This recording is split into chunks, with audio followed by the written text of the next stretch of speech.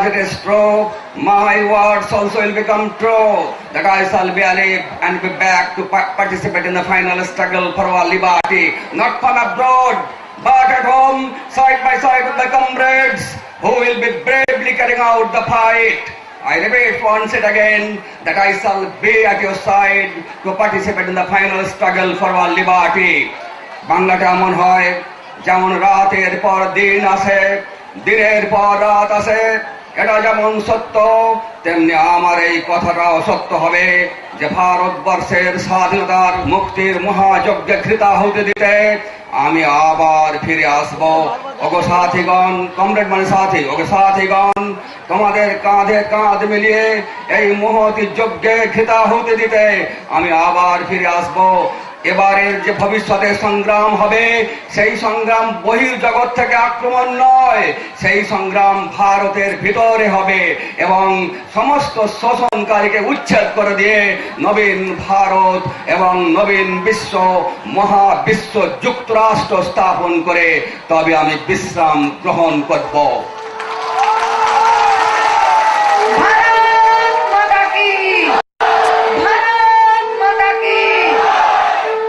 নেতাজি সুভাষ চন্দ্র বসু বলতেন, leader doesn't drop from the sky, it is forged out of a spontaneous process of sadhana, service, suffering and dedication to humanity. अर्थात नेता कोई आसमान से नहीं गिरते, वरन साधना, सेवा, त्याग और आत्मसमर्पण का भावना से स्वयं अपने आप बन जाते हैं। नेताजी सुभाष चंद्र बोस, नेताजी सुभाष चंद्र बोस। অর্থাৎ নেতা আকাশ থেকে পড়ে না, সাধনা, সেবা, ত্যাগ আর দেশপ্রেমের জ্বলন্ত বেদিমূলে আত্মসমর্পণের মাধ্যমে আদর্শ নেতা হিসাবে নিজেকে প্রতিষ্ঠিত করা যায়। আজকের নেতারা কেন পাপাচরণ করছে, কেন আকণ্ঠ ভ্রষ্টাচারে, অনাচারে, কদাচারে ডুবে আছে বলতে পারেন? কারণ তারা নেতাজি সুভাষচন্দ্রের অনুসৃত পন্থা থেকে লক্ষ যোজন দূরে চলে গেছে। তারা সাধনার মাধ্যমে চরিত্র গঠন করে না, তারা সেবার মাধ্যমে মানবতার বিশ্বাস ভাজন হয়নি, তারা জগতের কল্যাণার্থে নিজের জীবনকে আহুতি প্রদান করেনি। তাই কবি বড় দুঃখ করে বলছে, কান্ডারি নাহি কো কমলা দুঃখ লাঞ্ছিত ভারত বর্ষে। আজ ভারতবর্ষে প্রকৃত নেতা নেই, কারণ সুভাষচন্দ্র বসু আজকে গভীর সাধনাতে মগ্ন।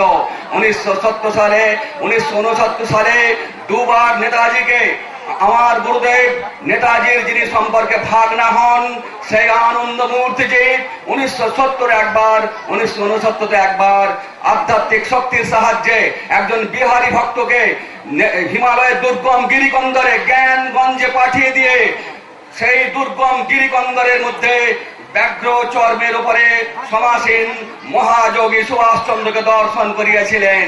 সে ঘটনা পরে কোনোদিন বলবো। সেদিন আনন্দমূর্তি যে বলেছিলেন, Subhash Chandra Bose is the most fascinating suspense in the cosmic drama. I have taken 2 written oaths from him. One has been accomplished with, another not yet. অর্থাৎ আমি সুভাষচন্দ্র বসুর থেকে 2টো লিখিত শপথ নিয়েছি, একটা তিনি পালন করেছেন, একটা এখনো বাকি আছে। যেটা বাকি আছে সেটা হলো মহাবিশ্ব গঠন, সেটা হলো সর্বাত্মক শোষণ মুক্ত সুন্দর সমাজ।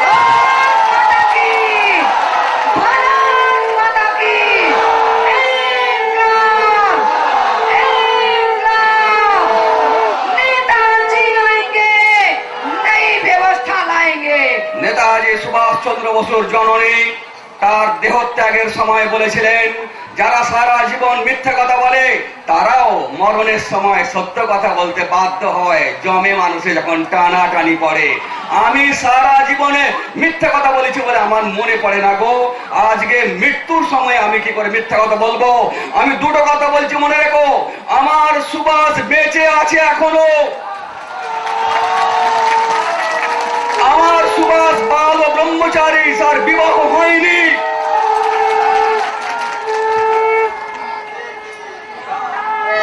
খুব ভালো দিন আসছে, নতুন পৃথিবী গড়ে উঠবে। যে ভারতবর্ষ বিশ্বের গুরু ছিল এককালে, সেই ভারত আবার বিশ্বের গুরু হবে। ভারত আবার জগৎ সভায় সর্বোচ্চ এবং সর্বশ্রেষ্ঠ আসন অলঙ্কৃত করবে।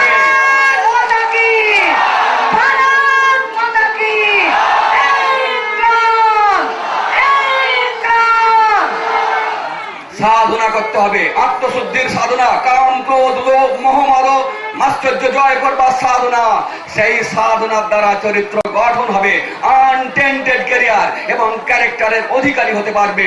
আমাদের নেতাগুলো আজকে যারা দিল্লিতে বা কলকাতায় শাসনদণ্ড ধারণ করে বসে আছে, তারা যদি সাধনায় ব্রতী হয়, সাধনার আগুনে নিজের মনকে, নিজের অন্তরকে, নিজের চরিত্রকে গঠন করে একটা আনটেন্টেড ক্যারিয়ার এবং ক্যারেক্টারের যদি অধিকারী হয়, তাহলে তারাও সুভাষচন্দ্র বসুর মতন পবিত্র হাতে, দিব্য হাতে, অকলঙ্কিত হাতে তারা অন্ধকার থেকে আলোকোজ্জ্বল ভবিষ্যতের দিকে টেনে নিয়ে যাবে ভারতবর্ষকে এবং সমস্ত পৃথিবীকে। আমি ইস্তাম্বুলে, তুরস্কের রাজধানী ইস্তাম্বুলে 1983 সালে এক মহতী জনসভাতে বলেছিলাম, this Middle East will become the Balkan country for the third world war. Mahasambhuti's mission of Mahavishwa is a must. But after the massive massacre of the malicious men from the surface of the globe, অর্থাৎ এই পৃথিবীতে মহাসম্ভূতির যে মহাবিশ্ব গঠনের সংকল্প, তা অত্যন্ত অদূর ভবিষ্যতে বাস্তবায়িত হবে এবং সেটা হবে পাপ শক্তির সমূলে উৎপাটনের মধ্য দিয়ে, পাপ শক্তির ধ্বংসের মাধ্যমে সারা পৃথিবী জুড়ে নেতাজির সংকল্পিত মহাবিশ্বের স্থাপন হবে।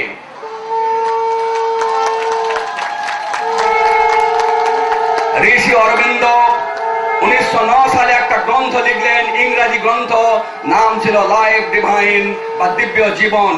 সেই গ্রন্থে উনি বলছেন, when avatar comes we like to believe he will not only be the religious guide but the political leader, the captain of cooperative industry, the greatest educationalist, regenerator of the society, with the ideal of poet, artist and seer, and in short he would be the summary and grand type of the future Indian nation which is rising to reshape and lead the world. अर्थात नेता कोई आसमान से नहीं गिरते, वयम साधना सेवा और त्याग से अपना अपनी बन जाते हैं। नेता बनाने के लिए भगवान का आगमन होगा। कैसे पहचानेंगे भगवान को? इस कलयुग में कल के अवतार का रूप में उनका आगमन होगा।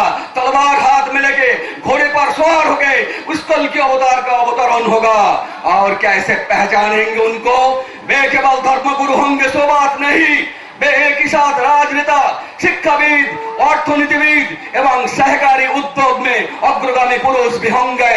उनका हृदय कवित्व, शिल्प, मानसिकता एवं आध्यात्मिक शक्ति से परिपूर्ण रहेगा। वे समाज संस्कारक राम मोहन विद्यासागर जैसा समाज संस्कारक, समाज सुधारक बनकर आएंगे और विपुल आध्यात्मिक शक्ति तरंग लेकर आएंगे। विज्ञानी, भाषा विज्ञानी का प्रतिभा लेकर आएंगे, कवि बनकर आएंगे। वे ऐसा एक भविष्य समाज निर्माता बनकर आएंगे जो भारत जागेगा, उठेगा एवं बाकी विश्व को प्रकृत सार्थक नेतृत्व प्रदान करेंगे। भारत दुनिया के सबसे ताकतवर और सबसे उच्च पदाधिकारी देश बनकर ही रहेगा। अर्थात भारतवर्ष जागবে, ভারতবর্ষে বুকে আসছেন এই যুগের যুগান্তকারী লোকনায়ক লোকপতি সদাশিব শ্রীকৃষ্ণের আগমন হবে। কি করে চিনব সেই বিরাট পুরুষকে?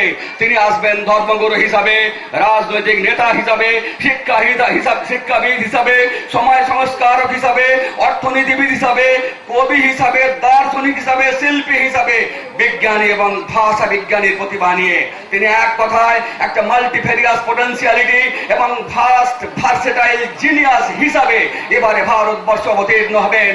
সেই নবজাগ্রত ভারতবর্ষকে সারা পৃথিবীকে নেতৃত্ব প্রদান করতে হবে। ভারত জাগবে এবং অন্ধকার থেকে দিব্য লোকের পানে ঈশ্বর প্রাপ্তির পথে মানব সমাজকে পরিচালিত করবে। সেই দিন অত্যন্ত নিকটে আসন্ন। 1933 সালে সুভাষচন্দ্র বসু যখন হিটলার জার্মানির চ্যান্সেলর ফুয়ারার হয়েছে, সেই সময়তে গান্ধীজিকে চিঠি লিখেছিলেন, বলেছিলেন, war is imminent in Europe, British our deadliest enemy will be vanquished by the victorious German forces and we shall take advantage of that to rebuild British sovereignty from the soil of India। অর্থাৎ যুদ্ধ ইউরোপে আসন্ন প্রায় এবং সেই যুদ্ধে British শক্তি পর্যদস্ত হয়ে যাবে। আমরা সুযোগ বুঝে আমরা ব্রিটিশকে লাথি মেরে ভারত থেকে দাঁড়াবো। কিন্তু গান্ধীজি শুনে হেসেছিলেন আর বলেছিলেন সুভাষ তো পাগল হয়ে গেছে, ওর কথা পাগলের প্রলাপ উক্তি ছাড়া আর কিছুই নয়। সুভাষ তো বৌলা বন গিয়া হ্যায়, he is but a spoil child, ও পাগল। কিন্তু হ্যাঁ, এই পাগল ছেলেটার কথাই সত্য হয়ে গেল মাত্র 6 বছর পরে, যখন হিটলারের দুর্ধর্ষ প্যান্সার রেজিমেন্ট সেই হিংস্র শার্দুলের মতো পোল্যান্ডের উপর ঝাঁপিয়ে পড়লো, শুরু হলো দ্বিতীয় মহাযুদ্ধ। এবং সেই সময়তে নেতাজির কথা অক্ষরে অক্ষরে ফলে গেল। কতখানি দূরদৃষ্টি সম্পন্ন ঋষির প্রজ্ঞাদৃষ্টিতে সুভাষচন্দ্র বুঝেছিলেন যুদ্ধ আসন্ন। এবারে বিদায়কালে কহিমা রণাঙ্গন থেকে বিদায়কালে সুভাষচন্দ্র বলেছিলেন, দ্বিতীয় মহাযুদ্ধের তাণ্ডব দেখলে তোমরা, যা নরসংহার হয়েছে তৃতীয় মহাযুদ্ধে এর থেকে সহস্র গুণ নরসংহার হবে। এবং সেই ভয়ঙ্কর ধ্বংসের পরে পৃথিবীর বুকে শাশ্বত সনাতন ধর্মের প্রতিষ্ঠা হবে, মানব ধর্মের প্রতিষ্ঠা হবে এবং বিশ্বজুড়ে একটা অখণ্ড বিশ্ব যুক্তরাষ্ট্র গড়ে উঠবে। সেদিন খুব নিকটে আসছে। আমি সেই মহাযুগের জন্য আপনাদেরকে প্রস্তুত হওয়ার জন্য বলছি যে যখন ইউরোপ আমেরিকা বিদেশ থেকে আমি ফিরে আসার পর মাদ্রাজের হিন্দু কলেজে একটা লেকচার দিলাম, সেদিন প্রিন্সিপাল বলেছিলেন, Swamiji, what striking contrast you see between India and occidental countries. বলেছিলাম, India despite of being the base of spirituality is indulging into skepticism, into atheism. It is not good. Bharat ধর্মের দেশ হওয়া সত্ত্বেও ভারতের মানুষের শিরা উপশিরা ধমনীতে ঋষিদের সাত্ত্বিক রক্ত যুগ যুগান্তর ধরে প্রবাহিত হওয়া সত্ত্বেও ভারত আজকে নাস্তিক হয়ে গেছে, জড়বাদী হয়ে গেছে। নেতাজির দেখানো সাধনার পথ, সেবার পথ, ত্যাগের পথ থেকে বহু দূরে চলে গেছে। তাই ভারতের এই দুর্গতি, তাই শেয়ালের দল ভারতে রাজত্ব করছে। সিংহ যখন গুহাতে ঘুমায়, শেয়ালের দল হুক্কা হুক্কা হুয়া করে আর বলে আমরা রাজা হয়ে গেছি।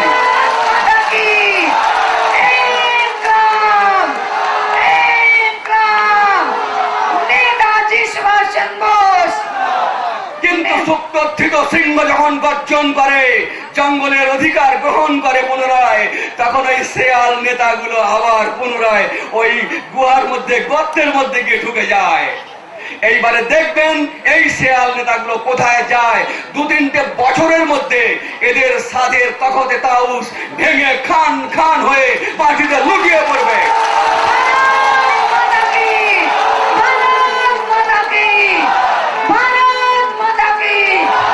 বলছি আমরা নেতা হয়েছি। নেতা কাকে বলে? নীতিতে যিনি প্রতিষ্ঠিত তিনি নেতা। নীতি কাকে বলবো? ক্ষেমার্থে নয়নম ইত্যার্থে নীতি। গীতাতে ভগবান কৃষ্ণ বাসুদেব বলছেন, যাহা মানব সমাজকে খেয়ে মেনে দেয় তাহাই নীতি। আজকে এরা কেমন নেতা যে নীতিতে প্রতিষ্ঠিত নয়, যে মানুষকে খাদ্য, বস্ত্র, শিক্ষা, চিকিৎসা, বাসস্থান এই 5টার মিনিমাম গ্যারান্টি এরা দিতে পারছে না। প্রত্যেকটা সক্ষম হাতকে উপযুক্ত কাজ দিতে হবে, প্রত্যেকটা বুভুক্ষ মুখকে অন্ন দিতে হবে, প্রত্যেকটা নগ্ন শরীরকে বস্ত্রে আচ্ছাদিত হওয়ার সৌভাগ্য দিতে হবে, আর প্রত্যেকটা নিরাশ্রয় ব্যক্তিকে আশ্রয় দিতে হবে। দারিদ্র সীমার ঊর্ধ্বে ভারতকে তুলতে হবে। সুভাষচন্দ্র বসু তাই বলেছিলেন, India is at the need of socio-economic and political reconstruction and hence must be governed by dictator, a benevolent dictator. ভারতের দরকার আর্থিক, সামাজিক, রাজনৈতিক, শিক্ষাক্ষেত্রে, সর্বক্ষেত্রে বিপুল পরিবর্তনের। আর সেই জন্যই দরকার ভারত একজন জ্ঞানোদ্দীপ্ত স্বৈরাচারীর হাতে পরিচালিত হবে। ভারতে মার্শাল ল ডিক্টেটরশিপ চালু হবে। সুভাষচন্দ্র বসুর নেতৃত্বে সামরিক শাসন দরকার। আর নইলে আজকে ডেমস যেখানে ডেমন হয়ে গেছে, ডেমস মানে জনতা আর ডেমন মানে রাক্ষস, ডেমস যেখানে ডেমন হয়ে গেছে সেখানে ডেমোক্রেসি কি করে চলতে পারে? সেখানে একটা ক্রেসি চলে, সেটা হলো ডেমোনোক্রেসি বা রাক্ষসতন্ত্র। আজকের ভারতবর্ষে রাক্ষস রাজা আর তাদের আন্ডারে চলছে রাক্ষসতন্ত্র। এই রাক্ষসতন্ত্রের মূলোৎপাটন হবে সুভাষচন্দ্র বসুর নেতৃত্বে। সারা ভারতে, সারা পৃথিবীতে গড়ে উঠবে সেই ধর্মরাজ্য, সেই রাম রাজ্য, সেই রাম রাজ্য। রাম কাকে বলে? রাম কাকে বলে? নারায়ণ কাকে বলে? যে রাম সেই নারায়ণ। রাম মানে রমন্তে যোগিল যস্মিন সরাম, যিনি যোগীগণকে রমন দান করেন তিনি রাম। যিনি যোগীগণকে আনন্দ দান করেন, অফুরন্ত অনন্ত অসীম আনন্দ, তিনি রাম। সেই রাম হচ্ছে পরম পিতা, বিশ্বপিতা, বাবা। আর নারায়ণকে তিনিও বিশ্বপিতা, বাবা। নার মানে জগদম্বা, জগৎ মাতা। পার্বতী হর্মে পিতা, গৌরী মাতা, স্বদেশ ভুবনত্রয়ম শিব অহম, পরম পুরুষ আমার পিতা, পরমা প্রকৃতি আমার মাতা। আমি হিন্দু নয়, মুসলমান নয়, শিখ নয়, বিহারি নয়, বাঙালি নই, জার্মান আমেরিকান নই, আমি বিশ্ব মাতা জগৎ পিতার সন্তান। আমি মানুষ, আমি মানুষ। এই মানব সমাজ প্রতিষ্ঠিত হবে, অখণ্ড মানব সমাজ। সুভাষচন্দ্র বসুকে মুসলমানরা ভালোবাসতেন, সেটা প্রমাণ হয় আবিদ হাসানের কণ্ঠে। আর শাহনওয়াজ খাঁ কর্নেল, তারপরে তার শিখরা দাড়ি কাটবে, শিখ কোনোদিন সুভাষচন্দ্র বসুর জন্য আদাজিন ফৌজের স্বার্থে দাড়ি কাম কেটে চুল ন্যাড়া করে বৌদ্ধ সন্ন্যাসীর ছদ্মবেশে জাসুসি করবার জন্য, গুপ্তচর বৃত্তি করবার জন্য, ইংরেজ শিবিরে হামলা করার জন্য বৌদ্ধ সন্ন্যাসী সেজে চলে গিয়েছিল কর্নেল হরগোবিন্দ সিং। চিন্তা করতে পারেন, তারা দাড়ি আর চুলকে তারা ধর্মের অবিচ্ছেদ্য অঙ্গ বলে মনে করে। সেদিন নেতাজিকে বলেছিল, নেতাজি গুরু নানকের মূর্তিতে আপনাকে দেখেছি, আর আমি ধর্মের ভয় করি না, গুরু নানকের আদেশকে উল্লঙ্ঘন করব ভারত মাতার জন্য, বিশ্বজুড়ে সমাজ ব্যবস্থা নতুন করে গড়ে তুলবার জন্য। তা সেই অবস্থা এসে গেছে যেদিন নেতাজি সুভাষ চন্দ্র বসু কত বড় সাধক। একদিন একটা গল্প বলে বক্তব্য শেষ করব, অনেক বক্তা আছেন। নেতাজি সেদিন কোহিমাতে প্রচন্ড যুদ্ধ চলছে, আদাজিন ফৌজের মধ্যে একটা গ্র্যাজুয়াল ডিফিট এবং ডিসইন্টিগ্রেশনের পালা শুরু হয়ে গেছে। ক্রমান্বয়ে ফৌজ পেছু হটে যাচ্ছে বার্মার দিকে, মালয়েশিয়ার দিকে। সেই সময়ে ওই রিট্রিটের সময়ে একদিন দেখা গেল সাইরেন বাজতেছে, যে কোনো মুহূর্তে অ্যালাইড ফোর্সের বিমান বহর ম্যাসিভ বোম্বার্ডমেন্ট শুরু করবে। সেই সময়তে দেখা গেল কর্নেল হাবিবুর রহমান ভয়ঙ্কর বিপদ দেখে, উপায়ন্তর না দেখে সুভাষচন্দ্রের ঘরে ঢুকে গিয়েছিল এবং বলতে গিয়েছিল, স্যার কি করবো, সৈন্যরা মনোবল হারিয়ে ফেলবে। তখন দেখলো একটা বাঘছাল পাতা আছে, সদ্য স্নাত নেতাজি একটা ছোট্ট হালকা গৈরিক বসন করে গভীর ধ্যানে নিমগ্ন। তার মুখ থেকে একটা অপূর্ব স্বর্গীয় দীপ্তি, একটা অদ্ভুত স্পিরিচুয়াল এনিগমা, একটা স্পিরিচুয়াল অউরা এবং এফালজেন্স রেডিয়েটেড হচ্ছে। হাবিবুর এই বুদ্ধ সদৃশ ওই শান্ত সৌম্য জ্যোতির্ময় মুখমণ্ডলের দিকে তাকিয়ে রইলেন, ধ্যান ভাঙাতে পারলেন না। তারপর স্যালিউট করে নীরবে ঘর থেকে প্রস্থান করলেন। পরে 7 দিন পরে একদিন সুভাষকে বলছে, স্যার একটা কথা বলবো, ওই দিন হঠাৎ আপনার ঘরে ঢুকে পড়েছিলাম বিপদ জ্ঞাপক সাইরেন বাজার জন্য, তা আপনি বলুন, আপনার মুখ থেকে অপূর্ব জ্যোতি বেরোতে দেখেছি, আপনি কি ফসফরাস মেখেছিলেন, না আপনি হিন্দুরা দুর্গা ঠাকুরকে মুখে মাখা এক তেল, সে প্রতিমা, সেই তেল মেখেছিলেন, তাই নাকি কি করেছেন? আপনার মুখ অত উজ্জ্বল হয়ে গিয়েছিল কি করে, মুখ থেকে অপূর্ব জ্যোতি বেরোচ্ছিল। নেতাজি হাসতে লাগলেন হাবিবুরের প্রশ্নে, বলেন, হাবিবুর, বাইরের পোশাক আমার সৈনিকের, কিন্তু অন্তরে আমি ভগবত সাধক, আমি অন্তরে আমি সন্ন্যাসী। আমি বলেছি, বঙ্গজননী আবার একদল নবীন তরুণ সন্ন্যাসী চায়। হে আমার তরুণ ভাতৃবৃন্দ, তোমাদের হৃদয় যখন আশা রক্তিমরাগে রঞ্জিত, তোমাদের সমস্ত দেহ মন যখন যৌবনের অপূর্ব উন্মাদনায় পরিপূর্ণ, জীবনের সেই উষা লগ্নে আদর্শের বেদিমূলে নিজেকে সঁপে দাও। স্বামী বিবেকানন্দ আমেরিকাতে বড় দুঃখ করে বলেছিল, had I got at least 100 dedicated souls like me, I would have rocked the foundation of human society. অর্থাৎ আমি যদি আমার মতো 100 জন সর্বত্যাগী সুশিক্ষিত সন্ন্যাসী পেতাম, তাহলে সারা পৃথিবীর মানব সমাজকে আমি কাঁপিয়ে দিতে পারতাম।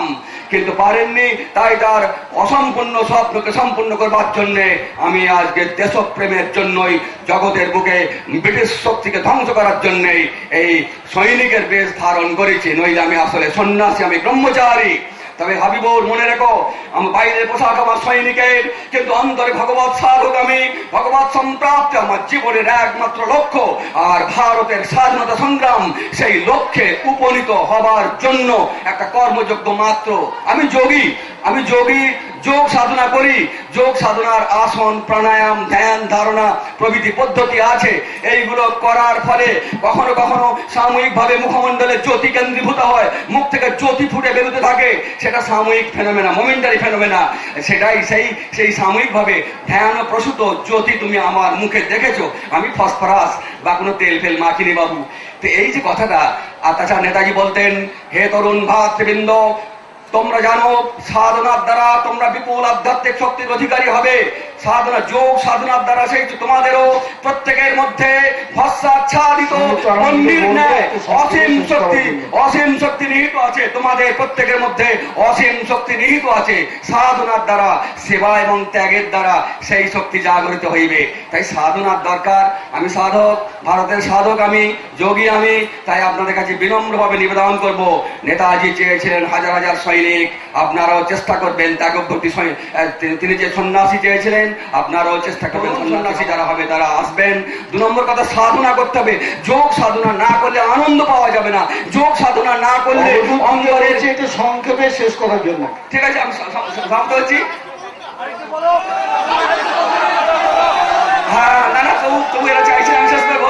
আমি যাবার আগে ফাইনাল কথা বলে দিচ্ছি, ঠিক আছে? আপনার সাথ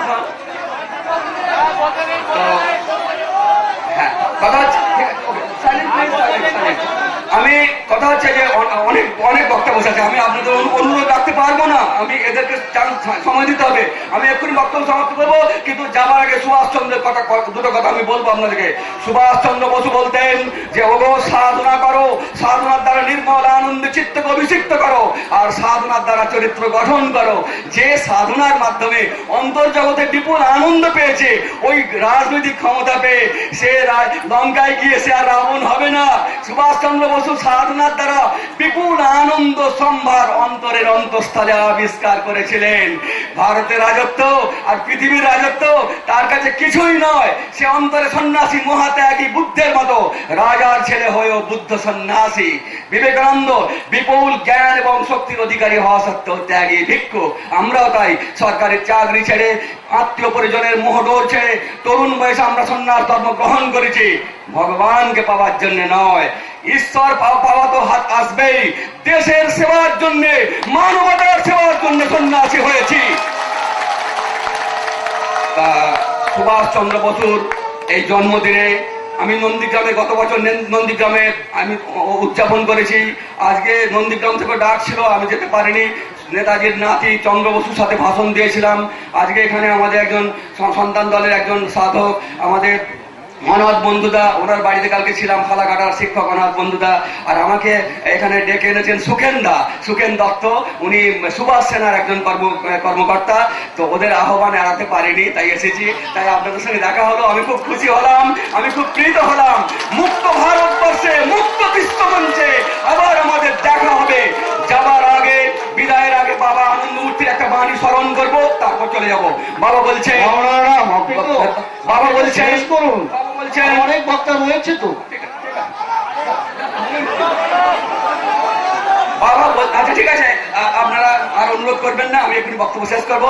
বাবা গুরুদেব আনন্দমূর্তি যে বলছেন, অন্ধকার যতই ঘন হোক না কেন, তারপর প্রভাত আসবেই আসবে। অন্ধকারের পিশাচের দল যতই অট্টহাসি হাসুক না কেন, সূর্যোদয়ের সঙ্গে সঙ্গে তাদের সব কিছু শূন্য মিলিয়ে যাবেই যাবে। তেমনি ভারত আত্মার আর মানব জাতির দুঃখের রাত্রির যেরকমই হোক না কেন, তপস্যার সূর্যালোক, সাধনার সূর্যালোক সমস্ত অন্ধকারকে দূরে সরিয়ে দেবেই দেবে। ভারতের ভাগ্যাকাশে নূতন সূর্যের উদয় হবেই হবে। মেঘ সূর্যকে বেশিক্ষণ ঢেকে রাখতে পারে না। অন্ধকারের জীবরা চায় না, পাপীরা চায় না মানুষের সার্বিক অভ্যুত্থান হোক, তবু মানুষ এগিয়ে যাবে। কেউ তার গতি রোধ করতে পারবে না। মানবতার এই জয়যাত্রার দিনে, বিশ্বযুক্ত প্রতিষ্ঠার দিনে, সুভাষচন্দ্রের আগমনের প্রাক্কালে আপনারাই হন পথিকৃৎ, আপনারাই হন বার্তাবাহক। দেখবেন একজন যেন পিছনে পড়ে না থাকে, সবাইকে সঙ্গে নিয়ে বিশ্বপিতার নাম গানে বিশ্বের আকাশ বাতাসকে মুখরিত করে তুলতে তুলতে ঈশ্বর প্রাপ্তির পথে এগিয়ে চলুন। জয় আপনাদের হবেই হবে, জয় আপনাদের হবেই হবে। সবাই সমস্তরে বলুন, সবাই জয় বলবেন, বলুন পরম পিতা বাবা কি, বিশ্বপিতা বাবা কি, নেতাজি সুভাষচন্দ্র বসু কি, জগৎ মাতা কি, বিশ্বপিতা কি। নমস্কার, সকলকে ধন্যবাদ। আয়োজকদের ধন্যবাদ জ্ঞাপন করে বক্তব্য শেষ করছি। আর যদি ভবিষ্যতে আবার কখনো সময় পাই, আবার আপনাদের সঙ্গে ডিটেলসে কথা বলবো। আপাতত এই সর্বত্যাগী সন্ন্যাসীকে বিদায় দিন। নমস্কার। একবার বলো মেরে তা জয় হিন্দ।